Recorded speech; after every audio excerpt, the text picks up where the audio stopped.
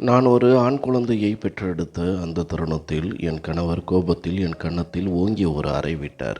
என் மீது அசிங்கமான ஒரு பொய்ப்பழியை சுமத்தி எனக்கு விவாகரத்து அளித்தார். இந்த குழந்தையின் முகம் அப்படியே வீட்டு வேலைக்காரனைப் போலவே இருக்கிறது என்று அவர் கத்தினார். நான் அவர் காலில் விழுந்து கதறினேன். கைகளை கூப்பி அழுதேன். என்னை வீட்டை விட்டு துரத்தி விடாதீர்கள் என்று மன்னிப்பு கேட்டு புலம்பினேன். ஆனால் அவர் எதையும் கேட்கவில்லை. என்னை கழுத்தை பிடித்து வீதிக்கு தள்ளினார். அதன் பிறகு நான் முற்றிலும் ஆதரவற்றவளானேன். தங்குவதற்கு இடமோ துணையாக ஒரு ஆளோ இல்லை. வேறு வழியின்றி பிறந்த பச்சை மண்ணை தூக்கி கொண்டு அருகிலிருந்த ஒரு பழைய கோவிலுக்கு சென்றேன். அங்கே தலைக்கு மேலே கூரை இருந்தது. என் குழந்தையை நெஞ்சோடு அணைத்தபடி தரையில் அமர்ந்திருந்தேன். அப்போது திடீரென அந்த வேலைக்காரன் அங்கே வந்தான். அவன் பெயர்தான் மாரி. அவனால் தான் என் கணவர் என் மீது சந்தேகம் கொண்டார். அவன் சாமி சிலையின் முன்னால் மண்டியிட்டு அமர்ந்து கதறி அழுது பிரார்த்தனை செய்ய தொடங்கினான். நான் அவனிடம் கேட்கலாம் என்று அருகில் செல்ல முயன்றபோது அவன் வாயிலிருந்து வந்த வார்த்தைகளை கேட்டு என் இரத்தமே உறைந்து போனது. ஏனென்றால் என் குழந்தையின் உண்மை என்ன என்பது அவனுக்கு தெரிந்திருந்தது. என் பெயர் கவிதா. திருமணத்திற்கு பிறகு ஒவ்வொரு பெண்ணும் ஒரு மகிழ்ச்சியான வாழ்க்கையைத்தான் கனவு காண்பாள். ஆனால் நான் யாருடைய வீட்டிற்கு மருமகளாக சென்றேனோ அந்த புகுந்த வீட்டு மக்களின் நடத்தை எனக்கு விசித்திரமாக இருந்தது. ஏன் இப்படி நடந்து கொள்கிறார்கள் என்று எனக்கு புரியவே இல்லை. முக்கியமாக அந்த வீட்டு வேலைக்காரர்களின் பார்வைகள் வித்தியாசமாக இருந்தன. ஏதோ என்னிடம் சொல்ல துடிப்பது போலவும் ஒரு ரகசியத்தை சொல்ல சரியான நேரத்திற்காக காத்திருப்பது போலவும் அவர்கள் என்னை பார்த்தார்கள்.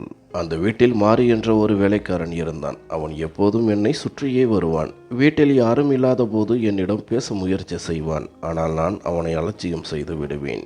என் மாமியார் மிகவும் கடினமான குணம் கொண்டவர். ஆரம்பத்திலிருந்தே அவருக்கு என்னை அறவே பிடிக்காது. காரணம், தன் மகன் சூர்யாவுக்கு அவருக்கு பிடித்த ஒரு பெண்ணை திருமணம் செய்து வைக்க வேண்டும் என்று ஆசைப்பட்டார். பக்கத்து வீட்டில் இருந்த ஒரு வசதியான அழகான பெண்ணை அவர் ஏற்கனவே பார்த்து வைத்திருந்தார். ஆனால் சூர்யா என்னை தேர்ந்தெடுத்தார். நான் அவர் அலுவலகத்தில் ஒரு சாதாரண ஊழியராக பணிபுரிந்தேன். என் உழைப்பும் எளிமையும் அவருக்கு பிடித்து போனதால் அம்மாவின் விருப்பத்தை மீறி என்னை திருமணம் செய்து கொள்வதில் ஒற்றை காலில் நின்றார். அம்மா எவ்வளவோ தடுத்தும் சூர்யா கேட்கவில்லை. இதுதான் என் மாமியாரின் மனதில் பெரிய முள்ளாக குத்தி கொண்டிருந்தது. அதனால்தான் சூர்யா அலுவலகம் சென்ற உடனேயே மாமியார் என்னை தரைகுறைவாக பேசுவார். உன்னை போன்ற ஒரு சாதாரண பெண் இந்த வீட்டில் நீண்ட நாட்கள் தங்க முடியாது. நான் யாரை தேர்ந்தெடுத்தேனோ அவள்தான் என் மகனுக்கு மனைவியாக வருவாள். உன்னை இந்த வீட்டை விட்டு அனுப்பும் நாள் வெகு தொலைவில் இல்லை. இப்போது சூர்யா கண்களை உன் காதல் முறைத்திருக்கிறது. சீக்கிரம் அது விலகும். அப்புறம் அவனே உன்னை வீட்டை விட்டு துரத்துவான் என்று சாபம் விடுவார். இதை கேட்டு நான் மிரண்டு போவேன். அவர் உண்மையிலேயே ஏதாவது செய்ய போகிறாரா அல்லது சும்மா பயமுறுத்துகிறாரா என்று எனக்கு தெரியவில்லை.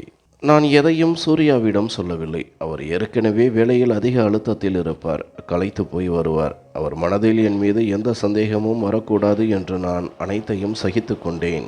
சூர்யா வந்ததும் அவருக்கு உணவு சமைப்பது, தேநீர் தயாரிப்பது என என் கடமைகளை சரியாக செய்தேன். மாமியார் எதையாவது அவர் காதில் ஓதிக்கொண்டே இருப்பார். ஆனால் சூர்யா சிரித்தபடியே என்னை பார்ப்பார். அந்த ஒரு புன்னகை என் எல்லா வழிகளையும் போக்கிவிடும். ஆனால் என் கண்ணுக்கு முன்னாலேயே ஒரு பெரிய சதிவலை பின்னப்படுவதை நான் உணரவில்லை. சூர்யா பெரும் தொழிலதிபர். வீட்டில் வசதிகளுக்கு குறைவில்லை. ஆனால் இவ்வளவு பெரிய வீட்டில் மாரி என்ற ஒரு வேலைக்காரன் மட்டுமே இருந்தது எனக்கு ஆச்சரியமாக இருந்தது. அவன் மிகவும் அமைதியானவன். யாரிடமும் புகார் சொல்ல மாட்டான். நாள் முழுவதும் உழைத்து கொண்டே இருப்பான். சமையல் வேலைகளை நானே எடுத்துக்கொண்டேன். எனக்கு வேலை செய்வதில் வருத்தமில்லை. ஏனெனில் நான் ஒரு நடுத்தர குடும்பத்திலிருந்து வந்தவள். ஆனால் எனக்கு பயத்தை தந்தது அந்த வீட்டின் சூழலும் வேலைக்காரன் மாரியின் அந்த விசித்திர பார்வைகளும் தான். மாரியின் பார்வையில் எந்த கெட்ட எண்ணமும் இருப்பதாக எனக்கு தோன்றவில்லை. மாறாக அவன் ஏதோ ஒரு செய்தியை என்னிடம் சொல்ல துடிப்பது போல தெரிந்தது. நான் அவனிடம் பேச முயற்சிக்கும் பொழுதெல்லாம், அண்ணே, எனக்கு கொஞ்சம் முக்கியமான வேலை இருக்கிறது, இதோ வருகிறேன் என்று நழுவி விடுவான். அவன் எதற்காக அப்படி செய்கிறான் என்று எனக்கு தெரியவில்லை. ஏன் அவன் எப்போதும் விரண்டு போயிருக்கிறான் என்று எனக்கு புரியவில்லை. நான் பல முறை கவனித்திருக்கிறேன். அவனுக்கு சம்பளம் கூட சரியாக கிடைப்பதில்லை. அப்படி இருந்தும் அவன் எந்த எதிர்பார்ப்பும் காட்டாமல் இரவு பகலாக வீட்டு வேலைகளை செய்து கொண்டிருந்தான். என் மாமியார் அவனிடம் மிகவும் கடுமையாக நடந்து கொள்வார். சிறிய தவறு நடந்தால் கூட அவனை வாய்க்கு வந்தபடி திட்டுவார். இதை பார்க்கும் பொழுதெல்லாம் என் மனம் கஷ்டப்படும்.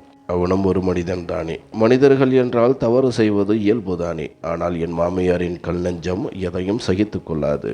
எங்கள் திருமண வாழ்க்கை முடிந்து ஒரு வருடம் ஆகிவிட்டது. இந்த ஓராண்டில் ஏதாவது ஒரு சாக்கு சொல்லி என்னை வீட்டை விட்டு துரத்த என் மாமியார் எல்லா வழிகளிலும் முயற்சி செய்தார். என் கணவர் சூர்யாவிடம் என்னை பற்றி தப்பு தப்பாக பேசி அவர் காதில் விஷத்தை ஊற்றிக்கொண்டே இருப்பார். ஆனால் ஒவ்வொரு முறையும் அவர் தோற்றுப்போனார். சூர்யா அவர் சொல்வதையெல்லாம் கேட்பார். அம்மாவிடம் மிகுந்த மரியாதையுடனும் பக்தியுடனும் நடந்து கொள்வார். ஆனால் என்னை பிரியும் விஷயத்தில் மட்டும் அவர் உறுதியாக இருந்தார். அதுதான் எனக்கு பெரிய பலமாக இருந்தது. ஆரம்பத்தில் என் கணவர் என்னிடம் மிகுந்த அன்போடு இருந்தார். என்னுடன் சிரித்து பேசுவார். நீண்ட தூரம் காரில் அழைத்து செல்வார். வெளியில் உணவகங்களுக்கு அழைத்து சென்று எனக்கு பிடித்தவற்றை வாங்கி கொடுப்பார். என் ஒவ்வொரு ஆசையையும் நிறைவேற்றினார். ஆனால் மெல்ல மெல்ல எங்களுக்குள் ஒரு இனம் புரியாத இடைவெளியும் சில தவறான புரிதல்களும் ஏற்படத் தொடங்கின. அதற்கு காரணம் என்னவென்று எனக்கு தெரியவில்லை. ஒருவேளை மாமியார் தொடர்ந்து அவர் காதை நிரப்பிக் கொண்டிருந்ததன் விளைவாக கூட இருக்கலாம். ஆனாலும் நான் என் கணவரிடம் எதையும் புகார் செய்யவில்லை. நான் அழுது புலம்பும் ரகமல்ல. பொறுமையுடனும் நிதானத்துடனும் நாட்களை கடத்தினேன். ஒரு நாள் எல்லாம் சரியாகிவிடும் என்று எனக்கு நானே ஆறுதல் கூறிக்கொள்வேன். இதற்கிடையில் மாமியாரின் மிரட்டல்கள் 2 நாட்களுக்கு ஒரு முறை அதிகரித்து கொண்டே இருந்தன. நான் ஒரு தாயாகிவிட்டால் இந்த வீட்டில் என் இடம் நிரந்தரமாகிவிடும் என்று நான் கடவுளிடம் வேண்டிக் கொண்டே இருந்தேன்.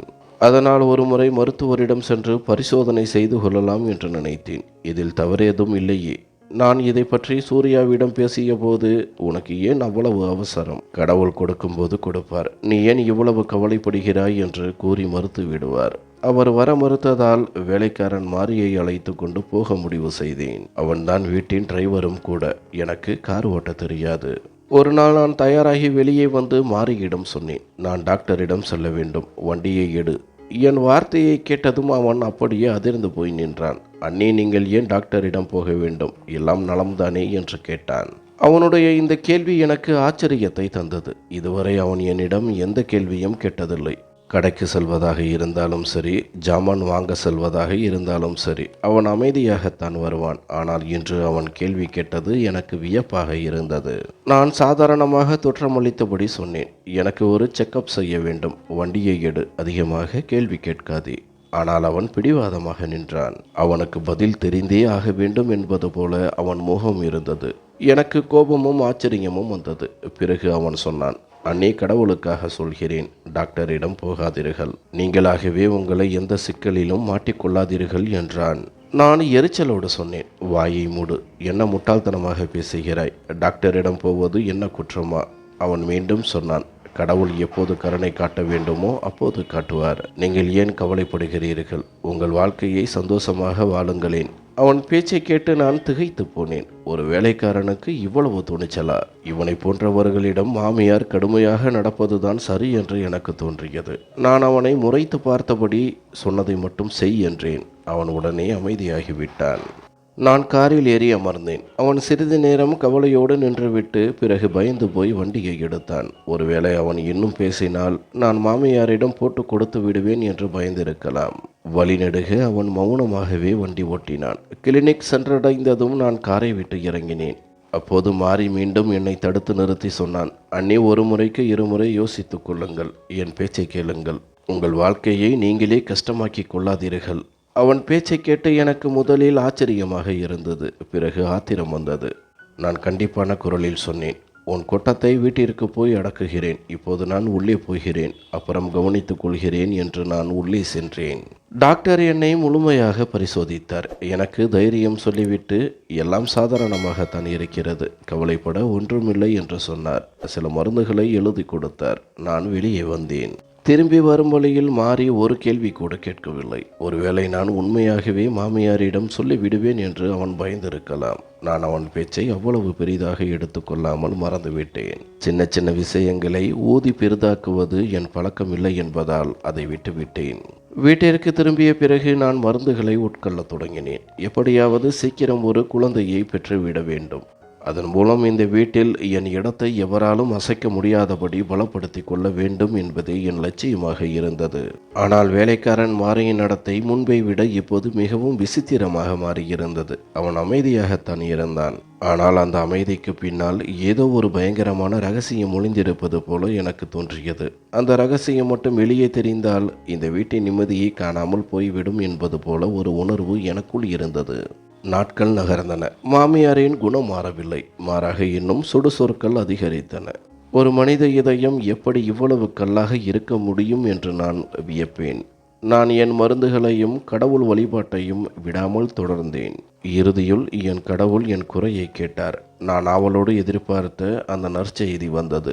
பரிசோதனையில் நான் கருவுற்றிருப்பது உறுதியானது. என் மகிழ்ச்சிக்கு எல்லையே இல்லை. மாலை என் கணவர் சூர்யா வீட்டிற்கு வந்தவுடன் இந்த செய்தியை சொல்ல வேண்டும் என்று தவிப்புடன் காத்திருந்தேன். அவர் இதை கேட்டால் துள்ளி குதிப்பார் என்று நம்பினேன். இரவு அவர் வந்தவுடன் உற்சாகத்துடன் சொன்னேன், நீங்கள் அப்பாவாக போகிறீர்கள். அவர் சிரித்துக்கொண்டே, மிக்க மகிழ்ச்சி, உன் ஆசை நிறைவேறிவிட்டது என்று மட்டும் சொன்னார். நான் எதிர்பார்த்த அளவு பெரிய உற்சாகமோ துள்ளலோ அவரிடம் இல்லை. இருந்தாலும் அவர் முகத்தில் தெரிந்த அந்த சிரிப்பு எனக்கு போதுமானதாக இருந்தது. இந்த செய்திக்கு பிறகு வீட்டின் சூழலே தலைகீழாக மாறியது. சூர்யா என்னுடன் அதிக நேரம் செலவிட ஆரம்பித்தார். என் ஒவ்வொரு தேவையையும் கவனித்துக் கொண்டார். ஆச்சரியமாக என் மாமியாரின் பேச்சும் செயலும் ஒரே இரவில் மென்மையாக மாறின. தன் பேரப்பிள்ளையின் வருகைக்காக அவர் காத்து கிடந்தார். ஒரு பெண்ணின் மனம் இவ்வளவு சீக்கிரம் மாறிவிடுமா என்று எனக்கு வியப்பாக இருந்தது. சீக்கிரம் இந்த வீட்டிற்கு வாரிசு வரப்போகிறது என்று அவரே என்னை பராமரிக்க தொடங்கினார். என் உலகம் மாறிவிட்டது போல் உணர்ந்தேன். ஆனால் ஒன்று மட்டும் மாறவில்லை. அது மாரியின் நடத்தை. அவன் முன்பை விட இப்போது மிக அதிகமாக தனிமையிலும் கவலையிலும் ஆழ்ந்தான். அவனது அமைதிக்குள் ஏதோ ஒரு ஆழமான வழி தெரிந்தது. என் மகிழ்ச்சி அவனுக்கு பிடிக்கவில்லையோ என்று கூட நான் நினைத்தேன். ஒருவேளை நான் அதிகமாக கற்பனை செய்கிறேனோ என்று எண்ணியபடி ஒரு நாள் அவனை சந்தைக்கோ அல்லது கடைக்கோ அனுப்பலாம் என்று நான் தேடிச் சென்றேன். அவன் அறையின் கதவருகே நான் சென்றபோது உள்ளே இருந்து அவன் மெல்லிய குரலில் ஏதோ பேசிக் கொண்டிருப்பது கேட்டது. யாருடைய பேச்சையும் ஒட்டு கேட்பது எனக்கு பிடிக்காதுதான். ஆனால் அந்த வார்த்தைகள் என் கால்களை அங்கேயே உறைய வைத்தன. அவன் இறைவனிடம் ரகசியமாக வேண்டிக் கொண்டிருந்தான். கடவுளே, எப்படியாவது இந்த அன்னியின் குழந்தை அழிந்துவிட வேண்டும். அவள் ஒருபோதும் தாயாக கூடாது. இந்த வார்த்தைகளை கேட்டபோது என் காதில் யாரோ காய்ச்சிய ஈயத்தை ஊற்றியது போல இருந்தது. நான் அப்படியே நிலைகுலைந்து போனேன். பல மாதங்களாக நான் தவம் இருந்து மருந்துகள் உண்டு சுமக்கும் என் குழந்தை அழிந்துவிட வேண்டும் என்று இந்த வீட்டு வேலைக்காரன் வேண்டுகிறானா? நான் அவனிடம் சண்டையிடவில்லை, எதுவும் கேட்கவில்லை. ஒரு வேலைக்காரனிடம் என்ன சண்டை போடுவது? ஆனால் அன்று முதல் அவனிடம் இருந்து தள்ளியே இருக்க தொடங்கினேன். எங்கு செல்வதாக இருந்தாலும் அவனது காரில் செல்வதை தவிர்த்து ரிக்ஷா அல்லது வாடகை காரிலேயே சென்றேன். அவன் என் குழந்தைக்கு ஏதாவது தீங்கு செய்து விடுவானோ என்ற பயம் என்னை வாட்டியது. அவனுக்கு என் குழந்தையின் மேல் அப்படி என்ன பகை? மாமியார் இப்போது மகிழ்ச்சியாக இருந்தார். என் கணவர் சூர்யாவும் என்னிடம் அன்பாக இருந்தார். பிறகு இவன் யார் எனக்காக சாபம் கொடுக்க? நாட்கள் கடந்தன. கர்ப்பகால உடல்நிலை காரணமாக எனக்கு அவ்வப்போது எரிச்சல் வந்தாலும் சூர்யாவும் மாமியாரும் என்னை கண்ணும் கருத்துமாக பார்த்து கொண்டனர். பிரசவ காலம் நெருங்கிவிட்டது. ஒரு பிஞ்சு உயிர் என் மடிக்கு வரப்போகும் தருணம் அது. இந்த குழந்தை பிறந்தால் என் கஷ்டங்கள் எல்லாம் தீர்ந்துவிடும். மாமியாரின் சூழ்ச்சிகள் முறியடிக்கப்படும். சூர்யாவின் மனதில் இருந்த சின்ன சின்ன சந்தேகங்களும் நீங்கி எங்கள் உறவு பலப்படும் என்று நான் உறுதியாக நம்பினேன். ஆனால் இந்த மகிழ்ச்சி எல்லாம் ஒரு பயங்கரமான புயலுக்கு முன்னால் நிலவும் அமைதி என்பது எனக்கு தெரியவில்லை. அந்த புயலின் அஸ்திவாரமே சந்தேகத்திலும் சதியிலும் போடப்பட்டிருந்தது என்பதும், அந்த புயலின் முகமாக இந்த வேலைக்காரன் மாறப்போகிறான் என்பதும் எனக்கு தெரியாமல் போனது. எனக்கு உடல் நலம் சரியில்லாத பொழுதெல்லாம் என் கணவர் என்னை மருத்துவமனைக்கு அழைத்துச் சென்றார். குழந்தை ஆரோக்கியமாக இருக்கிறது என்று டாக்டர் சொல்லும் பொழுதெல்லாம் என் மனம் நிம்மதியடையும். நான் நினைத்தேன், என் மகன் இந்த வீட்டிற்கு பெரும் மகிழ்ச்சியையும் செல்வத்தையும் கொண்டு வருவான் என்று நான் நம்பினேன். ஆனால் அங்கே எனக்காக காத்திருந்தது ஒரு பலமான அறை. அந்த அறையின் சத்தம் என் ஒட்டுமொத்த வாழ்க்கையையும் கௌரவத்தையும் சுக்குநூறாக உடைக்கப் போகிறது என்று நான் நினைக்கவில்லை. காலம் மிக வேகமாக ஓடியது. என் பிரசவ தேதியை யாரிடமும், முக்கியமாக வேலைக்காரர் மாரியிடம் சொல்லாமல் இருக்க பெரும் முயற்சி செய்தேன்.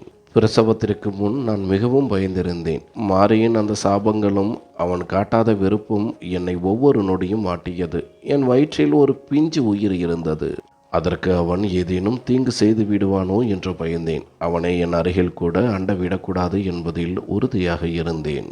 எப்போதாவது எங்கள் கண்கள் சந்திக்கும் போது அவன் முன்பை விட மிகவும் கவலையாகவும் மௌனமாகவும் தெரிந்தான். அவனது அமைதிக்குள் ஏதோ ஒரு ஆழமான காயம் இருப்பது போலவும் என் மகிழ்ச்சியை பார்க்க பார்க்க அது இன்னும் அதிகமாவது போலவும் எனக்கு தோன்றியது. மாமியாரின் நடத்தையும் விசித்திரமாகத்தான் இருந்தது. வெளியில் என்னை பராமரிப்பது போல தெரிந்தாலும் அவர் புன்னகையில் ஏதோ ஒரு வெற்றி பெருமிதம் எண்ணியது.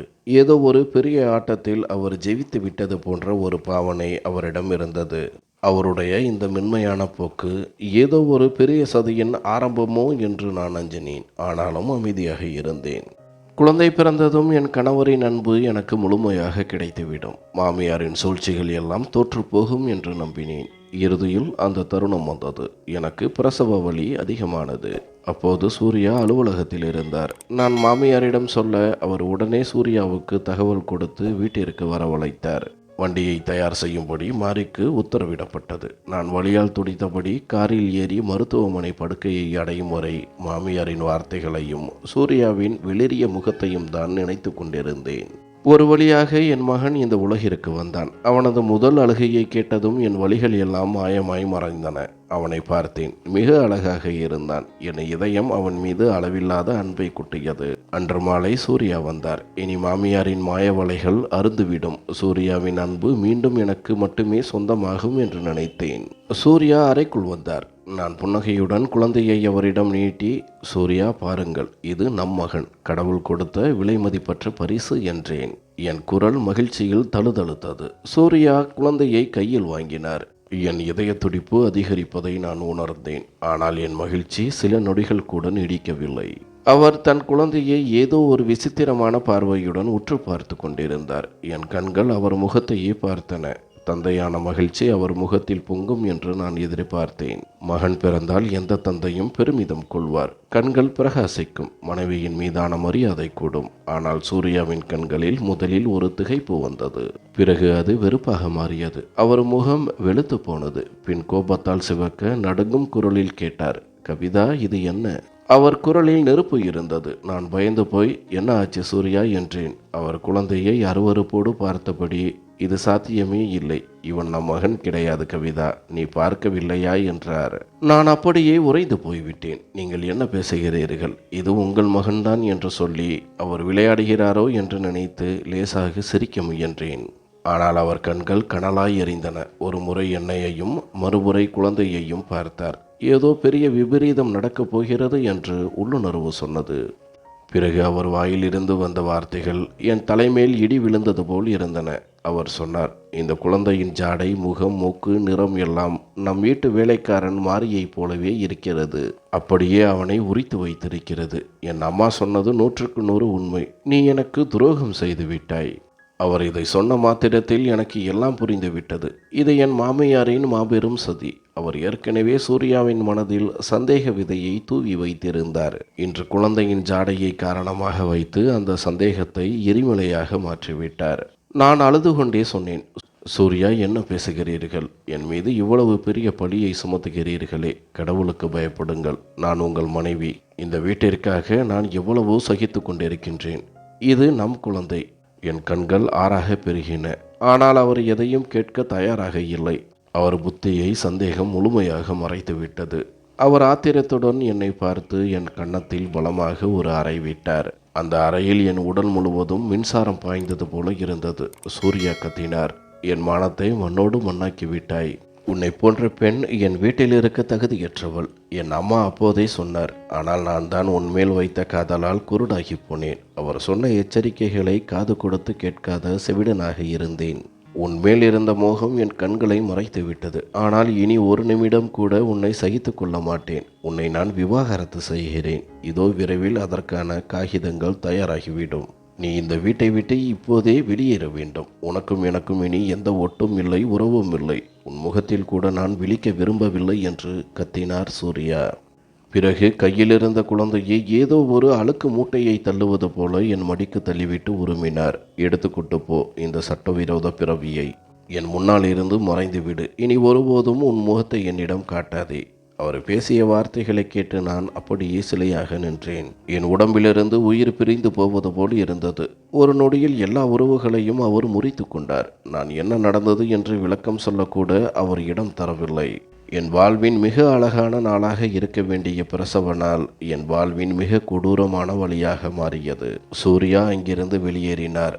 நான் அழுது துடித்தபடி குழந்தையை நெஞ்சோடு அணைத்து கொண்டு மருத்துவமனை அறையை விட்டு வெளியே வந்தேன். உடல் முழுவதும் வலி, இதயம் 1000 துண்டுகளாக சிதறி போயிருந்தது. ஆனால் என் காதுகளில் வேலைக்காரன் மாறி சொன்ன அந்த சாபம் மட்டும் ஒலித்து கொண்டே இருந்தது. கடவுளே, அன்னையின் குழந்தை அழிந்து போக வேண்டும். இப்போது எனக்கு ஒரு விஷயம் உறுதியானது. அந்த சாபத்திற்கு பின்னால் ஒரு பயங்கரமான உண்மை ஒளிந்திருக்கிறது. மாமியாருக்கும் மாரிக்கும் மட்டுமே தெரிந்த ஏதோ ஒரு ரகசியம் அது. சூர்யாவின் விவாகரத்து மிரட்டலும் கன்னத்தில் விழுந்த அறையும் என்னை உள்ளுக்குள் உடைத்து விட்டன. நான் அந்த அதிர்ச்சியிலிருந்து மீள்வதற்கு முன்பே வெளியே வராண்டாவில் மாமியாரின் விஷம் கலந்த வார்த்தைகள் கேட்டன. அவர் சூர்யாவிடம் சொல்லிக் கொண்டிருந்தார். மகனே, நான் அப்போதே சொன்னேன் அல்லவா, இந்த பெண் இந்த வீட்டிற்கு ஆக மாட்டாள் என்று. இன்று என் வார்த்தைகள் உண்மையாகிவிட்டது. பார், இந்த வெக்கங்கெட்டவள் தன் சுயரூபத்தை காட்டிவிட்டாள். குழந்தை உன்னுடையது என்கிறாள். ஆனால் ஜாடையை பார், அப்படியே வேலைக்காரனை போல இருக்கிறது. கடவுள் உன் கண்ணை திறந்து விட்டார். யாரை நீ அதிகமாக நம்பினாயோ அவளே உன் மானத்தை மண்ணில் மிதித்து விட்டாள். மாமியாரின் முகத்தில் ஆத்திரத்தை விட ஒரு வெற்றி களிப்பு தெரிந்தது. அவர் என் அவமானத்தை கொண்டாடினார். அவருடைய பேச்சுக்கள் சூர்யாவின் சந்தேகத்தை இன்னும் உறுதிப்படுத்தின. சூர்யா என்னை ஒரு காட்டு மிருகத்தை பார்ப்பது போல வெறுப்போடு பார்த்தார். போய்விடு இங்கிருந்து. இந்த சாபத்தையும் உன்னோடு கூட்டிக் கொண்டு போ. இதன் முகத்தை நான் பார்க்கவே விரும்பவில்லை என்று கத்தி என் கையை பிடித்து இழுத்து அறைக்கு வெளியே தள்ளினார். இதயம் சுக்குநூறாக உடைந்தது. நான் அந்த பிஞ்சு மகனை இறுக்கமாக கட்டிக்கொண்டேன். மருத்துவமனையின் அந்த இருண்ட வராண்டாவை கடந்து நள்ளிரவு நேரத்தில் யாருமற்ற பயங்கரமான வீதியில் ஒரு அனாதையாக நின்றேன். உடல் வலியால் நடுங்கியது. என் ஆத்துமா காயம்பட்டிருந்தது. நான் ஒரு முறை கூட திரும்பி சூர்யாவை பார்க்கவில்லை. என் கருப்பு தன்மையை நம்பாத அவர் மீது இப்போது எனக்கு வெறுப்பும் ஆழமான துக்கமும் மட்டுமே இருந்தது. சாலைகள் வெறிச்சோடி கிடந்தன. பிரசவ வலி கூட இன்னும் குறையாத ஒரு தாய் கையில் குழந்தையுடன் வீதியில் அலைந்து கொண்டிருந்தேன். என் கண்ணீர் என் மகனின் மென்மையான கன்னங்களை நனைத்தது. யாரிடம் உதவி கேட்பது? என் பெற்றோர் ஏழைகள். என் துயரத்தின் சுமையை அவர்கள் மேல் ஏற்ற நான் விரும்பவில்லை. இரவு ஆக ஆக பயம் அதிகரித்தது. பசியால் என் மகன் சினுங்கினான். ஒரு பழைய துணியை தரையில் விரித்து மூடியிருந்த ஒரு கடைவாசலில் அமர்ந்தேன். இறைவனிடம் வேண்டினேன். இறைவா, நீயாவது என் கதறலை கேள். நான் நிரபராதி. என் குழந்தையை இந்த பழியிலிருந்து காப்பாற்று. அந்த இரவு ஒரு வழியாக கழிந்தது. காலையில் சூரியன் உதித்த போது அந்த இரக்கமற்ற உலகம் என்னை ஒரு விசித்திரமான பொருளை பார்ப்பது போல பார்த்தது. சிலர் வெறுப்போடும் சிலர் ஆச்சரியத்தோடும் பார்த்தனர். குழந்தைக்கு பாலூட்டி விட்டு சிறிது தைரியத்தை வரவழைத்து கொண்டேன். மனிதநேயத்தின் கடைசி நம்பிக்கை மிச்சமிருக்கும் ஒரு இடத்திற்கு போக விரும்பினேன். அங்கே யாரும் விவாகரத்தை பற்றியோ குழந்தையின் ஜாடையை பற்றியோ கேள்வி கேட்கக்கூடாது. எனக்கு ஒரே ஒரு இடம்தான் நினைவுக்கு வந்தது. மாரியம்மன் கோவில். நடுங்கும் கைகளுடன் ஒரு ரிக்ஷாவை தடுத்து நிறுத்தி கோவிலுக்கு சென்றேன். ரிக்ஷா ஓடும்போது என் மனதில் பழைய நினைவுகள் ஓடின. மாமியாரின் அந்த நயவஞ்சக சிரிப்பு, சூர்யாவின் அறை, எல்லாவற்றையும் விட மாரியின் அந்த பயங்கரமான கண்கள். மாரியின் அந்த சாபத்திற்கு பின்னால் ஒரு பெரிய உண்மை இருக்கிறது என்பது எனக்கு இப்போது தெளிவாக தெரிந்தது. அந்த உண்மையை நானும் என் மகனும் மட்டுமே இந்த உலகிற்கு நிரூபிக்க முடியும். கோவில் கோபுரம் தெரிந்ததும் என் மனதிற்கு சிறிது நிம்மதி கிடைத்தது. அங்கே காலடி வைத்ததும் உலக துன்பங்கள் எல்லாம் விலகியது போல இருந்தது. ஒரு அமைதியான மூலையில் குழந்தையுடன் அமர்ந்தேன். கோவிலில் பஜனை பாடல்கள் ஒலித்தன. என் மகன்தான் எனக்கு பெரிய பலம். அவனை உச்சி முகர்ந்து நான் தோற்று போக மாட்டேன் என்று எனக்குள்ளேயே சபதம் செய்தேன். அன்றைய பொழுது முழுவதும் கோவில் பிரகாரத்திலேயே அமர்ந்திருந்தேன். அங்கே இருந்த பூசாரி ஐயா நான் கதியற்று இருப்பதை பார்த்து இறக்கப்பட்டார். ஒரு சிறிய அறை கோவிலின் மேல் தளத்தில் இருந்தது. அதில் ஒரு பழைய கட்டிலும் சில பாத்திரங்களும் இருந்தன. தயை கூர்ந்து அதை எனக்கு தந்தார். நான் என் மகனுடன் அங்கேயே தங்கினேன். ஒவ்வொரு நாளும் வலியோடு கழிந்தது. பகலில் கோவில் படிக்கட்டில் அமருவேன். யாராவது தரும் பிரசாதமே எனக்கு உணவு. அங்கே என்னைப் போலவே பசியோடும் வலியோடும் இருக்கும் பல இதயங்களுக்கு நடுவே நான் வாழ்ந்தேன். ஆனால் என் மகன் ஆரவின் முகத்தை பார்த்தாலே எனக்குள் புது தெம்பு பிறக்கும். கோவிலுக்கு வருபவர்களின் முகங்களை நான் கூர்ந்து கவனிப்பேன். அந்த கூட்டத்தில் எங்கேயாவது சூர்யாவின் கோபமோ அல்லது மாமியாரின் சூழ்ச்சியின் நிழலோ தெரிகிறதா என்று தேடுவேன். ஒரு மாலை வேளையில் குழந்தையை மடியில் வைத்தபடி கோவிலில் உள்பகுதியில் அமர்ந்திருந்தேன். அப்போது திடீரென வாசல் வழியாக ஒருவன் உள்ளே நுழைந்தான். என் இதயம் ஒரு நிமிடம் நின்று துடித்தது. கைகள் நடுங்கின. அவன் வேறு யாரும் அல்ல, அதே வேலைக்காரன் மாரிதான். அவன் உடைகள் அழுக்காகவும் கிழிந்தும் இருந்தன. முகம் முழுவதும் தூசி. அவன் கண்களில் முன்பிருந்த பயத்தை விட இப்போது ஒரு பயங்கரமான விரக்தி தெரிந்தது. அவன் கூட்டத்திலிருந்து விலகி ஒரு மரத்தடியில் இருந்த இருட்டில் போய் அமர்ந்து கொண்டான். ஒருவேளை அவன் என்னை பின்தொடர்ந்து இங்கே வந்திருப்பானோ? என் அழிவை நேரில் பார்த்து சொல்ல மாமியார் அவனை அனுப்பியிருப்பாரோ? நான் உடனே என் மகனை நெஞ்சோடு அணைத்து கொண்டேன். ஆனால் என் கால்கள் தானாக அவனை நோக்கி நடந்தன. இந்த வலியையும் அவனது மௌனத்தையும் கிழித்துவிட்டு உண்மையை இப்போதே தெரிந்து கொள்ள வேண்டும் என்ற ஆவேசம் எனக்குள் எழுந்தது. நான் அவன் அருகில் சென்றபோது அவன் வாயிலிருந்து வந்த வார்த்தைகளை கேட்டு நான் அப்படியே உறைந்து போனேன். அவன் சும்மா அழவில்லை, கதறி அழுது கொண்டிருந்தான். அவன் உதடுகள் அன்று அவன் அறையில் சொன்ன அதே வார்த்தைகளையே சொல்லிக் கொண்டிருந்தன. ஆனால் இன்று அவனது வேண்டுதல் இன்னும் ஒருபடி மேலே போயிருந்தது. அவன் மீண்டும் மீண்டும் சொல்லிக் கொண்டிருந்தான், இறைவா, உனக்கு எல்லாம் தெரியுமே, இந்த குழந்தை அழிந்து போயிருக்க வேண்டுமே. கவிதா அண்ணியை இந்த சிக்கலிலிருந்து காப்பாற்று என்றுதானே நான் வேண்டினேன். இந்த குழந்தை என் தம்பியின் ஜாடை அல்லவா? இறைவா, இந்த உண்மையை எப்போதும் மண்ணுக்குள்ளேயே புதைத்துவிடு. அண்ணி மீது பழி விழுந்ததை என்னால் பார்க்க முடியவில்லை. ஆனால் உண்மை வேறு அல்லவா? என்னால் எதையும் சொல்ல முடியவில்லை. கவிதா அண்ணி இப்படி அசிங்கப்பட்டிருக்க வேண்டாம். இறைவா, என்னை மன்னித்து விடு. நான் பெரிய பாவம் செய்து விட்டேன். இந்த சுமையை என்னால் சுமக்க முடியவில்லை. அவன் வாயிலிருந்து இந்த குழந்தை என் தம்பியின் ஜாடை என்ற வார்த்தையை கேட்டதும் என் மூளை வேலை செய்வதை நிறுத்திவிட்டது. இரத்தம் உறைந்து போனது. உடல் சிலிர்த்தது. இவன் என்ன சொல்கிறான்? என் குழந்தை இவன் தம்பியின் ஜாடையா? இவனும் மாமியாரும் சேர்ந்து ஆடிய பயங்கரமான விளையாட்டு இதுவா? எனக்கும் சூர்யாவுக்கும் இடையில் விரிசலை ஏற்படுத்த இவர்களும் சதியில் இணைந்தார்களா? கோபமும் மாத்திரமும் அலையலையாக இயல என் சோர்வும் வலியும் மறைந்து போனது. நான் முன்னோக்கி பாய்ந்து அவன் அழுக்கு சட்டையை பிடித்து உலுக்கினேன். என் குரல் ஆத்திரத்தில் அடங்கியது. மாறி, என்ன உளறி கொண்டிருக்கின்றாய்? என் குழந்தை உனக்கு என்ன உறவு? உண்மையை சொல். இதற்கெல்லாம் என்ன அர்த்தம்? என்னை தற்செயலாக பார்த்ததும் அவன் அதிர்ச்சியில் உறைந்து போனான். கண்கள் பிதுங்கின. நான் மீண்டும் கத்தினேன். மாமியாருடன் சேர்ந்து மீண்டும் ஏதோ நாடகம் போடுகிறாயா? என் குழந்தையின் முகம் முன்னை மாதிரியே இருந்ததால் என் கருப்பை சூறையாட நீங்கள் இருவரும் திட்டம் போட்டீர்களா? சொல் மாறி, எதை மறைக்கிறாய்? இன்று எனக்கு எல்லாம் தெரிந்தாக வேண்டும். நீ என்னை காப்பாற்ற நினைத்தாயா அல்லது குகையில் தள்ள நினைத்தாயா? உண்மையை சொல். இல்லையென்றால் உன்னை இங்கேயே கொன்று விடுவேன். என் கோபத்தை பார்த்து அவன் முகத்தில் மரண பயம் தெரிந்தது. கூடவே ஒரு ஆழ்ந்த வெட்கமும் குற்ற உணர்வும் தெரிந்தது. அவன் உடனே எழுந்து என் முன்னால் மண்டியிட்டான். கோவிலை பார்த்துவிட்டு பிறகு என்னை பார்த்து நடுங்கும் குரலில் சொன்னான், அண்ணி, நீங்களா இங்கே? நான் ஆவேசமாக சொன்னேன், ஆமாம், இங்கேதான் நான் இருக்கிறேன். நாசக்காரனே, உன் சாபத்தாலும் நீ சுமத்திய பழியாலும் தான் நான் இந்த நிலைக்கு வந்திருக்கிறேன். இன்று எனக்கு எல்லா உண்மையும் தெரிய வேண்டும். என் மகன், உன் தம்பி, இதெல்லாம் என்ன? சூர்யாவுடன் சேர்ந்து என் மானத்தை ஏலம் போட்டீர்களா? நான் கோபத்தில் பைத்தியம் பிடித்தவள் போல் அவன் சட்டையை பிடித்து இழுத்தேன். சுற்றியிருந்தவர்கள் எங்களை பார்க்க தொடங்கினார்கள். ஆனால் எனக்கு எதை பற்றியும் கவலை இல்லை. என் வாழ்க்கையையும் என் குழந்தையின் எதிர்காலத்தையும் சீரழித்த அந்த ரகசியத்தை வெளியே கொண்டு வருவது மட்டுமே என் நோக்கமாக இருந்தது. மாறி மோசமான நிலையில் வானத்தை பார்த்தான். இறைவனிடம் உதவி கேட்பது போல. அவன் கண்களிலிருந்து கண்ணீர் ஆறாக ஓடியது. அழுது கொண்டே சொன்னான், அண்ணி, கடவுளுக்காக அமைதியாக இருங்கள். என்னோடு தனியாக வாருங்கள். இன்று நான் உங்களுக்கு எல்லா உண்மையையும் சொல்லிவிடுகிறேன். எல்லாவற்றையும் சொல்லிவிடுகிறேன். அவன் இன்னும் ஏதோ சொல்ல வந்தான். ஆனால் பயத்திலும் வலியிலும் அவன் குரல் எழவில்லை. ஒருவேளை அவன் பயப்படுகிறானா அல்லது இன்னும் ஏதோ ஒரு கொடூரமான உண்மையை மறைக்கிறானா? நான் ஒரு முறை என் மகனை பார்த்தேன். உண்மை எவ்வளவு பயங்கரமானதாக இருந்தாலும் எனக்கு தெரிந்தாக வேண்டும். நான் அவன் சட்டையை விட்டுவிட்டு கடுமையாக சொன்னேன், என் பின்னால் வா. குழந்தையை நெஞ்சோடு அணைத்தபடி அவனை பின்வாசல் வழியாக ஒரு ஒதுக்குப்புறமான இடத்திற்கு அழைத்துச் சென்றேன். அவன் நடுங்கும் கால்களுடன் என் பின்னால் வந்தான். ஆள் நடமாட்டம் இல்லாத இடத்திற்கு சென்றதும் அவன் மீண்டும் என் காலில் விழுந்து கதறினான். என் கோபம் உச்சாணி கும்பில் இருந்தது. ஆனால் அவன் கண்களில் தெரிந்த அந்த தவிப்பு ஒரு நிமிடம் என்னை யோசிக்க வைத்தது. நான் என் ஆத்திரத்தை கட்டுப்படுத்தி கொண்டு கேட்டேன், மாறி, இப்போது ஒரு வார்த்தை கூட பொய் சொல்லாதே. என் மகனுக்கும் உனக்கும் என்ன உறவு? அவன் இந்த உலகிற்கு வரக்கூடாது என்று நீ ஏன் மீண்டும் மீண்டும் சாபம் கொடுத்தாய்? மாறி தன் கண்ணீரை அழுக்கு படிந்த கைகளால் துடைத்தான். அவன் தலை இன்னும் வெட்கத்தால் குனிந்தே இருந்தது.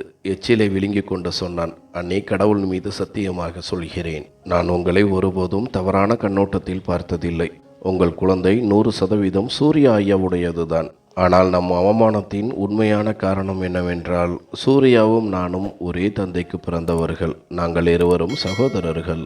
இந்த வார்த்தையை கேட்டதும் எனக்கு அதிர்ச்சியாக இருந்தது. நம்ப முடியாமல் அவனை உற்று பார்த்தேன். என்ன உளறுகிறாய் என்று கேட்டேன். அவன் அழுது கொண்டே உண்மையை சொன்னான். உண்மைதான் அண்ணி. என் தந்தைதான் சூர்யா ஐயாவின் தந்தையும் கூட. என் அம்மா இறந்த பிறகு அவர் சூர்யா ஐயாவின் அம்மாவை 2ஆம் தரம் திருமணம் செய்து கொண்டார்.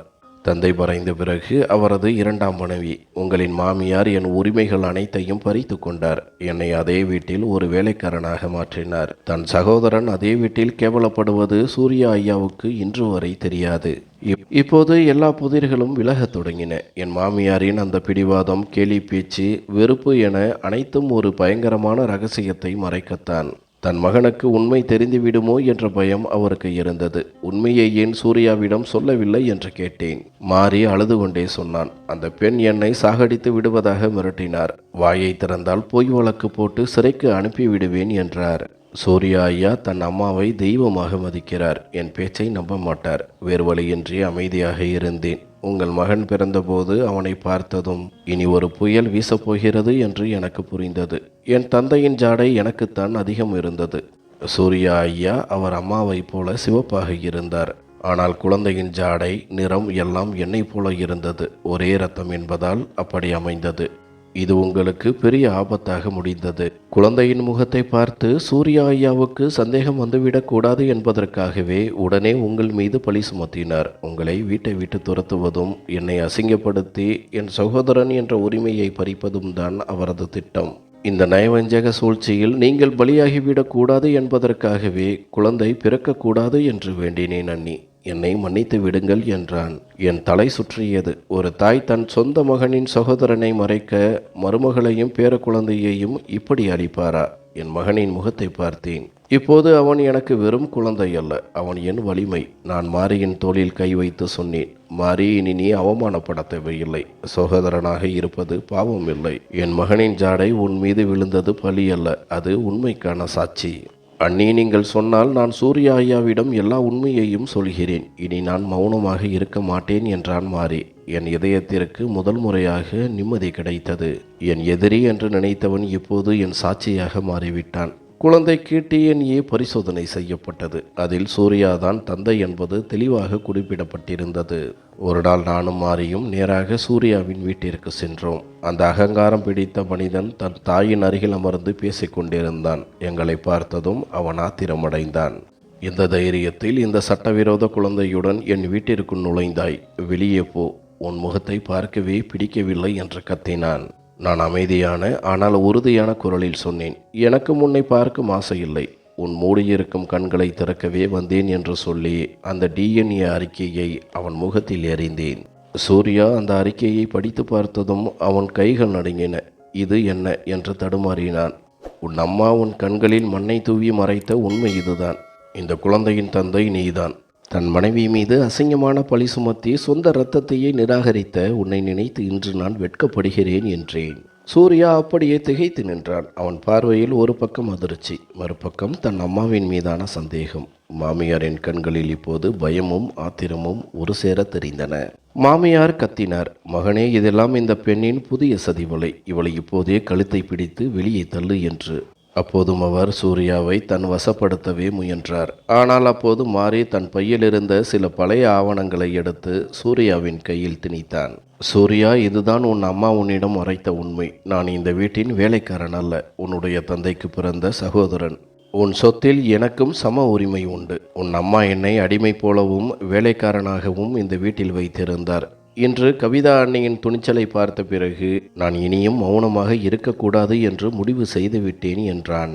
இந்த இரண்டாவது உண்மை சூர்யாவின் தலையில் இடி விழுந்தது போல் இருந்தது. அவன் நம்ப முடியாமல் தன் அம்மாவை பார்த்தான். பிறகு ஆவேசமாக சத்தம் போட்டான், அம்மா, என்னுடன் இவ்வளவு பெரிய துரோகத்தை செய்தீர்களா? என் சகோதரரை என்னிடமிருந்து மறைத்தீர்கள். என் மனைவியையும் மகனையும் வீட்டை விட்டு துரத்த வைத்தீர்கள்.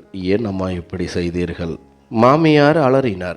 எல்லாம் உன் நன்மைக்காகத்தான் செய்தேன் மகனே. இந்த பெண் உனக்கு தகுதியானவள் இல்லை. இந்த வேலைக்காரன் உனக்கு இணையாக இருக்க முடியாது. நீ லட்சத்தில் ஒருவன். இவர்கள் இருவரும் உனக்கு கீழே இருப்பவர்கள். இதை கேட்டதும் சூர்யாவின் கோபம் எல்லை மீறியது.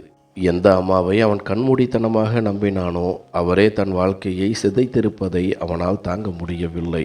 அவன் தன் தலையை பிடித்துக்கொண்டு சோஃபாவில் அப்படியே அமர்ந்து விட்டான். மாமியார் மீண்டும் அவனை சமாதானப்படுத்த முயன்றபோது அவர் கையை தட்டிவிட்டு கர்ஜித்தான். நீங்கள் ஒரு அருவருப்பான பெண்மணி.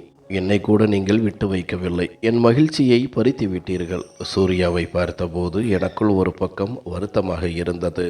ஒரு ஆண் எவ்வளவு சுலபமாக தன் தாயின் பேச்சை கேட்டு தன் சொந்த வாழ்க்கையை அழித்து கொள்கிறான் என்று நினைத்தேன். அவன் எழுந்து வந்து என் முன்னால் கைகளை கூப்பி அழுது கொண்டேன் என்றான். கவிதா, என்னை மன்னித்து விடு. விவாகரத்தை பற்றி பேசினேனே தவிர இன்னும் அந்த பத்திரங்கள் தயாராகவில்லை. எனக்கு ஒரே ஒரு வாய்ப்பு கொடு. நான் எல்லாவற்றையும் சரி செய்கிறேன். என் சகோதரனையும் நான் ஏற்றுக்கொள்கிறேன் என்றான். நான் குளிர்ந்த குரலில் சொன்னேன், நீ என்னையும் என் குழந்தையையும் வீட்டை விட்டு துரத்திய போது நாங்கள் எங்கே போவோம் என்று நீ நினைக்கவில்லையே. அந்த துயரமான நாட்களை நான் கடந்து வந்து விட்டேன். இனி எதுவும் நடக்காது. உன்னுடைய மூடிய கண்களை திறக்கத்தான் நான் வந்தேன். இப்போது நான் நிரந்தரமாக போகிறேன். என்னை தேடி வர வேண்டாம். இதை சொல்லிவிட்டு என் மகனை தூக்கி கொண்டு கதவை நோக்கி நடந்தேன். மாறி என் பின்னால் வந்து சொன்னான், அண்ணே, நீங்கள் எங்கும் போகக்கூடாது. இனி நீங்கள் எங்கும் அலைய வேண்டிய அவசியம் இல்லை. இந்த வீடு சூர்யா ஐயாவுக்கு எவ்வளவு சொந்தமோ அதே அளவு உங்களுக்கும் உங்கள் குழந்தைக்கும் சொந்தம். எனக்கு நடந்த அநீதி இந்த சின்னஞ்சிறு குழந்தைக்கு நடக்கக்கூடாது. இவனும் இந்த வம்சத்தின் இரத்தம்தான். அப்போது சூர்யா ஓடி வந்து என் கால்களில் விழுந்தான். அழுது கொண்டே சொன்னான், கவிதா, தயவு செய்து என்னை மன்னித்து விடு. மாறி சொல்வது முற்றிலும் உண்மை. நம் மகனை அனாதையாக விட்டு விடாதே. நான் தவறு செய்து விட்டேன். இப்போது அதை திருத்திக் கொள்ள விரும்புகிறேன். நம் வாழ்க்கையை சீரழித்தவர் என் தாயாக இருந்தாலும் இனி அவரோடு நான் இருக்க மாட்டேன். நாம் தனியாக வீடு எடுப்போம். நாம் நால்வரும், நீ, நான், நம் மகன் மற்றும் மாறி மகிழ்ச்சியாக இருப்போம் என்றார். தன் தாயை துறந்து எனக்காகவும் தன் சகோதரனுக்காகவும் சூர்யா எடுக்கும் இந்த முடிவை என்னால் நம்ப முடியவில்லை.